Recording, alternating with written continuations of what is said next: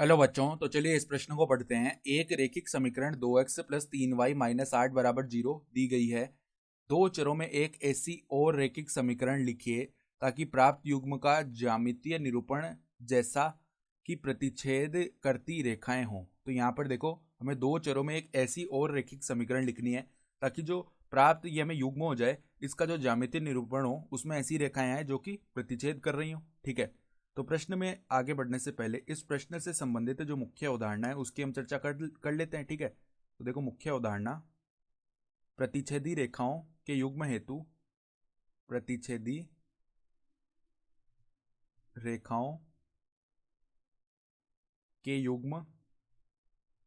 देखो, कोई प्रतिच्छेदी रेखाओं का युग्म समीकरण मान लो इस प्रकार का है, ए एक्स वन, ठीक है, नहीं ए वन एक्स लिख लेते हैं, ए वन एक्स प्लस में बी वन वाई बराबर में सी वन, ये एक रेखा है, और ए टू एक्स प्लस में बी टू वाई बराबर में C2 ये दूसरी रेखा है। तो इनका युग्म प्रतिच्छेदी रेखाओं को अभिव्यक्त करेगा ज्यामितीय निरूपण में। अगर क्या होगा, देखो, अगर यहाँ से A1 बट्टा A2 इसका मान बराबर नहीं आए किसके, B1 बट्टा B2 के।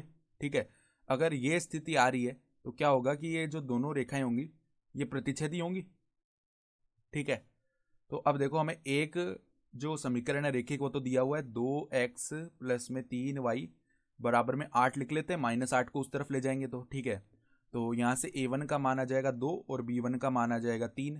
तो हमें देखो A2 और B2 का मान बताना है, तो यहाँ पे देखो मान रखते हैं, तो 2 बट्टा में A2 बराबर नहीं होगा किसके, 3 बट्टा में B2 के।